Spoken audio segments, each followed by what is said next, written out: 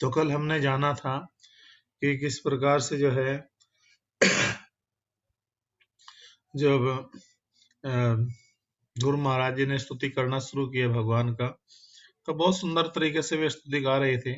थोड़ा सा कुछ बातें ऐसे लग रही थी जैसे कि रिपीट हो रही थी। वास्तव में वो ध्रुव महाराज जी के अंतर हृदय का उद्गार था जो भगवान से कह रहे थे। कह रहे थे कि हे परमेश्वर, हे प्रभु, आप सभी वरों के परम साक्षात रूप है। संसार में जितने भी सब लोग वर मांगते हैं, भगवान की इच्छा थी कि मैं इनको कुछ वर दूं प्रहलाद महाराज को, लेकिन प्रहलाद महाराज के भी हृदय में वही प्रेरणा आई कि मैं वर लेकर के क्या करूंगा। हे प्रभु, कह रहे कि सभी के तो रूप साक्षात आप ही हो, वर क्या है। अतः जो बिना किसी कामना के आपकी भक्ति में दृढ़ रहता है, ऐसे लोग जब बिना दूसरी इच्छा के आपकी भक्ति में लगे रहते हैं, उनके लिए राजा बनने तथा राज करने की अपेक्षा आपके चरण कमल का जो राज है वो श्रेष्ठ करे। कह रहे कि संसार का कोई भी पद लेने से क्या लाभ होगा। हे प्रभु, आज पद लेंगे कल को छूट जाएगा। इस संसार में कोई टिकाऊ थोड़ा ही है, ना कोई चीज अस्थाई है। लेकिन जैसे ये संसार में कोई भी चीज छूटेगी तो उसका महत्व खत्म हो जाता है। लेकिन यदि एक बार भी सच्चे हृदय से, प्रहलाद महाराज जी कह रहे हैं, यदि एक बार भी सच्चे हृदय से आपके चरण कमलों का आश्रय मिल जाए, जो असली राज है जो असली आश्रय स्थल एक जीव के लिए वो मिल जाए, तो उससे बढ़कर के उस जीव के लिए कुछ भी नहीं हो सकता। कह रहे कि वो जो है आपके चरण कमलों की पूजा का यही वरदान है। जो आपके चरण कमल है उनकी पूजा करने का यही राज है। आपके चरण कमलों की रज अधिक श्रेष्ठ करे, अधिक बढ़कर के है।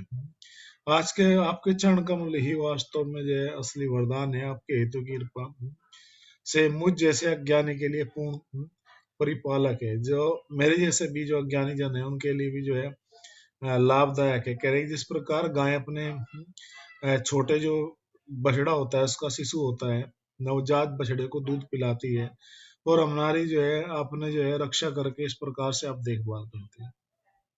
अर्थात संसार के सब जीव जो है भगवान की कृपा के ऊपर ही आश्रित है। कोई संसार में दावा ही नहीं कर सकता कि मैं सक्षम हूं, मैं अपनी रक्षा कर सकता हूँ।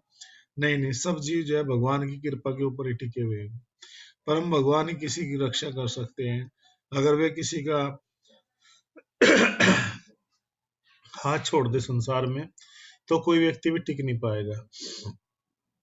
सभी के जो जीवन का रक्षक है भगवान ही है, वही हमारी जीवों की रक्षा करते हैं। परम भगवान जो है हम सबको आगे कह रहे कि इस प्रकार से मैं त्रिमुना का आगे कहा कि हे विदुर जी, जब सदविचारों से पूर्णता करने वाले पहले ध्रुव महाराज ने अपनी प्रार्थना की समाप्ति की, तो अपने भक्तों दासों पर अत्यंत भगवान ने उन्हें जय बधाई दी। और इस प्रकार से भगवान ने बहुत सुंदर यहाँ पर ये कहा।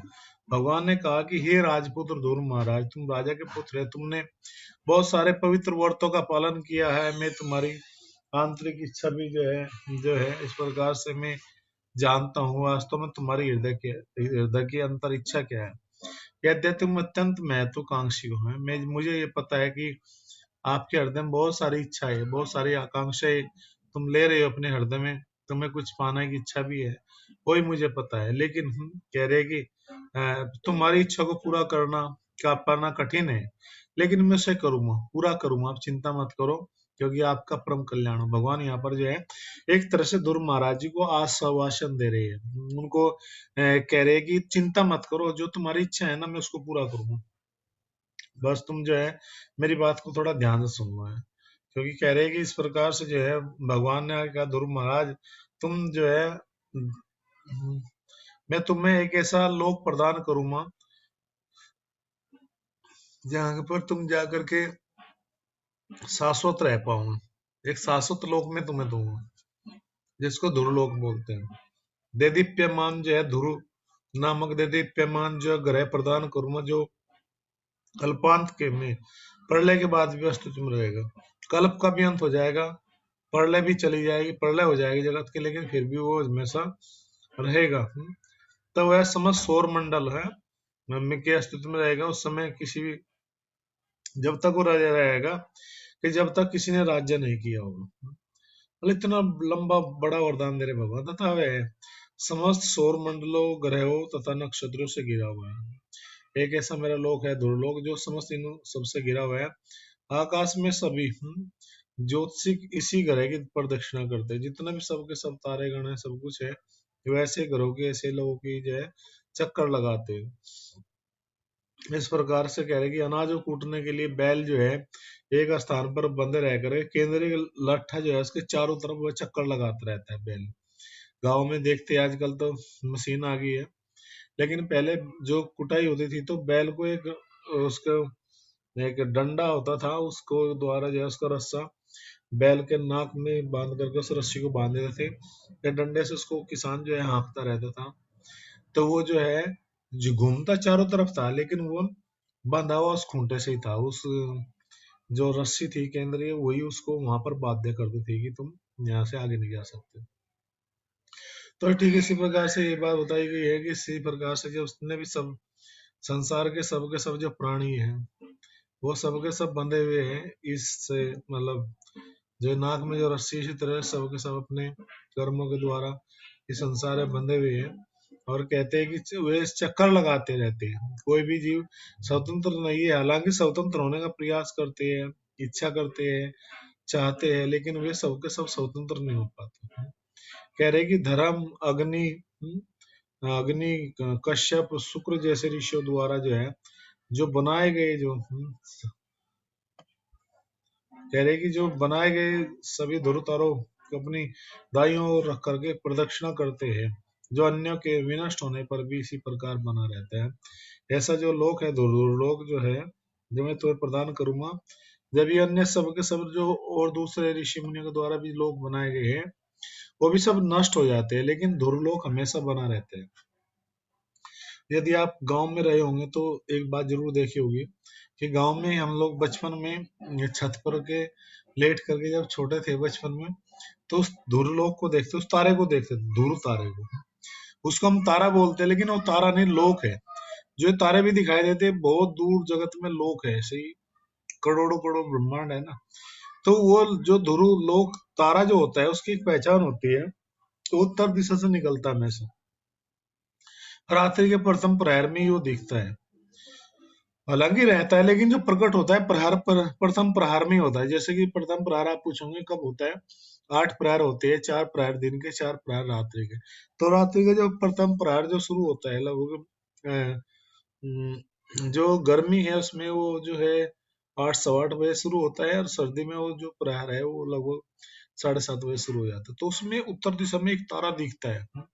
वो सारे तारे अपना अपना स्थान बदलते रहते हैं। बहुत सारे बच्चों को तो आजकल पता भी नहीं होगा कि जो तारे हैं जो दिखते हैं ना आसमान में, स्टार्स दिखते हैं, ये अपना अपना स्थान बदलते रहते हैं, घूमते रहते हैं, एक स्थान दूसरे स्थान की तरफ जाते रहते हैं। लेकिन जो ध्रुव तारा होता है वो अपना स्थान नहीं बदलता, वो जहां से उगता है वहीं पर ही फिर वो सुबह के समय जो है अस्त होता है, अर्थात वो ध्रुव लोक है।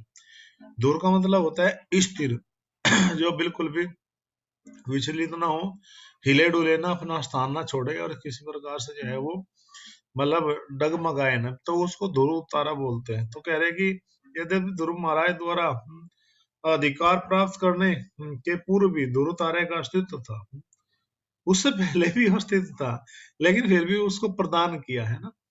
कह रहे कि किंतु उसका कोई अधिष्ठाता देव न था, वो स्वतंत्र था लेकिन था जरूर। और यह ध्रुवलोक जो हमारा ध्रुव तारा है, यह समस्त तारों तथा सौर मंडल का भी केंद्र है। इतना भी सारा सौर मंडल है, सौर मंडल जो गैलेक्सी के अंदर जो सौर मंडल है उन सब का भी जो केंद्र है, क्योंकि यह सभी नक्षत्र और सौर मंडल ध्रुव तारे की उसी तरह प्रदक्षिणा करते हैं। इस प्रकार से एक बैल कूटने के लिए, अन्न को कूटने के लिए उसके मध्यवर्ती स्तंभ के चारों ओर घूमता है, मध्य में एक डंडा होता है, उसमें चारों तरफ घूमता है। ध्रुव ने भी सर्वश्रेष्ठ ग्रह लोक जो है चाहा था, और उसकी इच्छा बालकों जैसी थी। उसने भी कहा कि मुझे भी ऐसा लोक चाहिए जिसको कोई ले ना सके, मैं हमेशा इस तरह से जो हूँ आया था, और उसने पूरी करने के लिए छोटे बालक मांग कर सकता है, अतः जो भी उसने किसी को न दी हो, कह रहे कि किंतु तो भी पिता प्रेम वशु से वस्तु दे रहा है, दे देता है। कभी कभी बालक जो है पिता से इच्छा करता है, लेकिन पिता नहीं मत देते, लेकिन फिर भी प्रेम वश वे दे देते हैं। इसी प्रकार ध्रुवलोक महाराज ध्रुव को प्राप्त हुआ। इस ग्रह की विशेषता है कि प्रलय होने पर भी ब्रह्मा जी की रात्रि के प्रलय के समय में भी ये हमेशा बना रहेगा, और प्रलय हमेशा दो प्रकार का होता है, एक तो ब्रह्मा जी की रात्रि के समय, दूसरा ब्रह्मा जी के या दिन के जीवन के अंत में। एक प्रलय जब आता है, जब ब्रह्मा जी की रात्रि होती है दिन के बाद में, तो आंशिक प्रलय होता है। लेकिन जैसे ही ब्रह्मा जी का जीवन के अंत में जो होता है, वो महाप्रलय होती है। उस समय भी वो ध्रुव प्रहलाद जो है बना रहता है। ब्रह्मा जी के जीवन के अंत में कुछ चुने हुए पुरुष भगवान के धाम जाते, ध्रुव महाराज उनमें से भी एक है। ध्रुव महाराज जो है उन चुने हुए प्रतिनिधियों में से एक है। भगवान ने ध्रुव को आश्वस्त किया कि वे आंशिक प्रलय के बाद भी जीवित रहेंगे। जब ये प्रलय आएगी कुछ समय, अर्थात जब ब्रह्मा जी की रात्रि आती है, उसके बाद में भले ही संसार के लोगों को जो है क्या हो, मतलब दोबारा जन्म हो, सृष्टि का दोबारा से रचना हो, लेकिन फिर भी जो है इस प्रकार से जो है तुम हमेशा बने रहोगे। तो हमेशा बने रहने का मतलब है कि ध्रुव महाराज को कोई भी जो है किसी प्रकार की भी समस्या नहीं आएगी। ये समस्या इसलिए नहीं आएगी ध्रुव महाराज को, क्योंकि ध्रुव महाराज जो है भगवान का हमेशा गुणगान करते रहते हैं। जिस प्रकार से जो है महान भक्त जो होते हैं उनके लिए भगवान की विशेष कृपा होती है। वो विशेष कृपा क्या होती है कि वे भगवान की प्रार्थना गाते हैं, तो भगवान ऐसे भक्तों के ऊपर एक विशेष अनुग्रह ये कर देते हैं कि जब वो जीव चाहे तो वो जीव चाहे तो भगवान के उस नाम के बल पर जो है कहीं पर भी किसी भी समय जो है उसका स्मरण कर सकता है। इस प्रकार से जो है प्रलय के बाद आबाद ग्रहों से परे जो है ये ऐसा लोक है दुर्लोक, जो वैकुंठ लोक का सूचक है। अर्थात ध्रुव महाराज को वैकुंठ भेजने का आश्वासन दे रहे थे, क्योंकि ध्रुवलोक जो है वैकुंठ के उसमें यहाँ पर जो है परिधि में बताया गया है कि मतलब बहुत ही दूर है। जब तुम्हारे पिता तुम्हें अपने राज्य का आशासन दे करके जंगल के लिए प्रस्थान करेंगे, तो तुम लगातार 36,000 वर्षों तक जो है सारे संसार पर राज्य करोगे, और तुम्हारे सारे इंद्रिया उतनी शक्तिशाली बन रहेगी जितनी आज है, क्योंकि तुम कभी भी वर्ध नहीं होंगे। एक साथ साथ जो है कितना बड़ा जो है ये वरदान ही मिलेगा कि इसको ध्रुव महाराज को क्या रहने के लिए, अमर रहने के लिए, अमर होने का वरदान दे दिया, भाई तुम ऐसा जीवित रहोगे। कह रहे कि सतयुग में प्राय लोगों की जो आयु होती है 1 लाख वर्ष होती थी, उन दिनों ध्रुव महाराज का 36,000 वर्ष तक राज्य रहना नितांत संभव था। हाँ, कोई पूछ सकते हैं भाई, पूजा आपने कहा कि वो जो है मतलब इतना लंबे समय तक रहेगा, तो भैया इसका मतलब 36,000 वर्षों तक तो राज्य करेगा वो, फिर भी रहेगा, तो इसका मतलब क्या लंबी आयु होती है कि हाँ बिल्कुल 1 लाख वर्ष आयु होती थी सतयुग में। क्योंकि घटना जो है ध्रुव महाराज की ये सतयुग की घटना है, और सतयुग की जो घटना है वो इसलिए महत्वपूर्ण है क्योंकि इस घटना के द्वारा जो है हम ये जान सकते हैं कि ध्रुव महाराज की जो है कौन सी स्थिति अच्छी स्थिति है। कह रहे कि निकट भविष्य में तुम्हारा भाई उत्तम जो है जंगलों में जाएगा शिकार करने के लिए, और जो वह शिकार में मगन रहेगा तो उसको मार डाल दिया जाएगा। तुम्हारी माता जो सुरुचि है अपने पुत्र की मृत्यु से पागल होकर के उसकी खोज के लिए जंगल में जाएगी, किंतु वहां दावा अग्नि में भी वो मारी जाएगी। फिर जो है जो अग्नि जलेगी उसमें भी वो मारी जाएगी। आपकी दूसरी माता जो है सुरुचि अपने बेटे के वियोग में यदि उस तरह से भटकेगी तो वो भी जो है मारी जाएगी।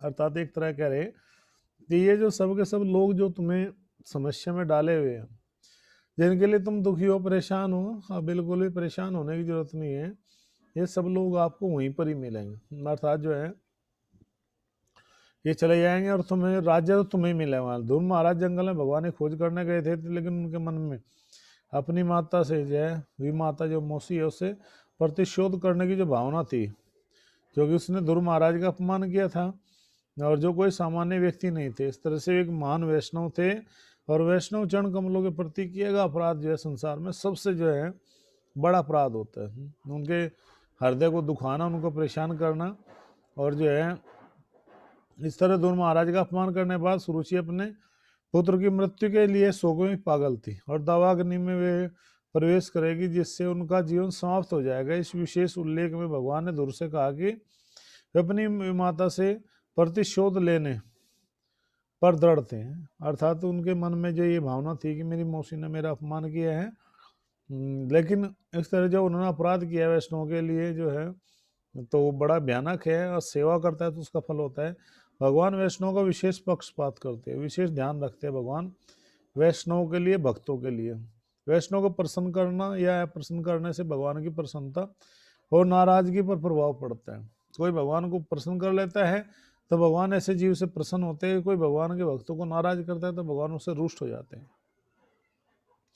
और विश्वनाथ चक्रवर्ती ठाकुर ने भी जो अपनी प्रार्थना में इस तरह से कहा गया है, क्या कहा गया है वैष्णव के लिए कि यस्य प्रसादात भगवत प्रसादो यस्य प्रसादान गते को तोपी, कि भगवान वैष्णव के जो भक्त हैं, वैष्णव जो जन है, उनको यदि हम गुरुजन है, आचार्यगण है, यदि हम उनको नाराज कर देंगे, उनके यदि हम प्रसन्न कर देंगे, वे दुखी हो जाएंगे हमसे, तो फिर भगवान भी हमसे प्रसन्न नहीं हो सकते, भगवान ही फिर हमसे नाराज हो जाएंगे।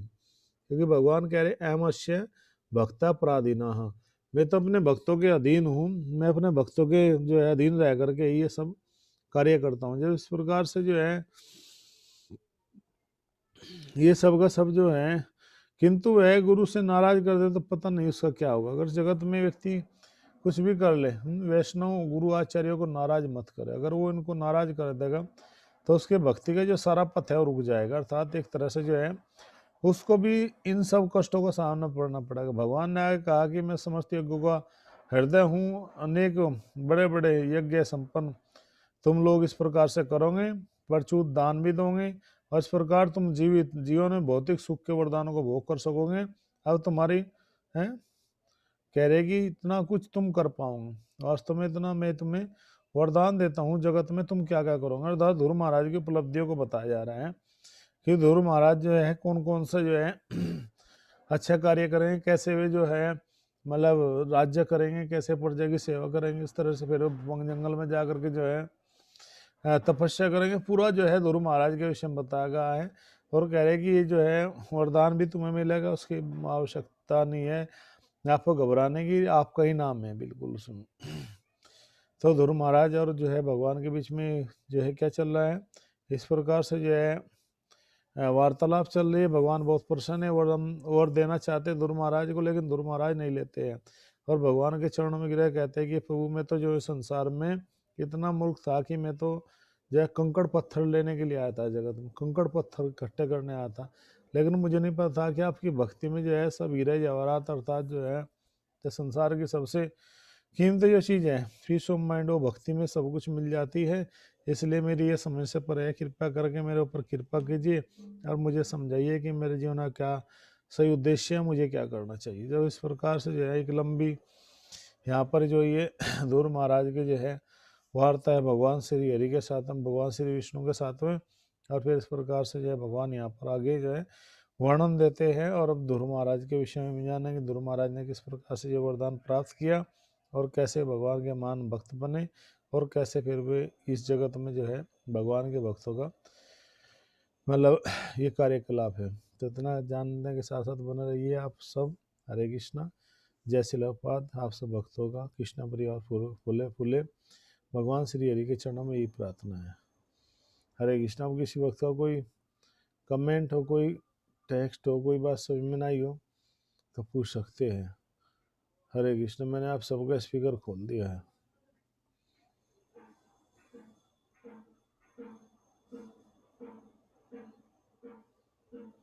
हरे कृष्ण।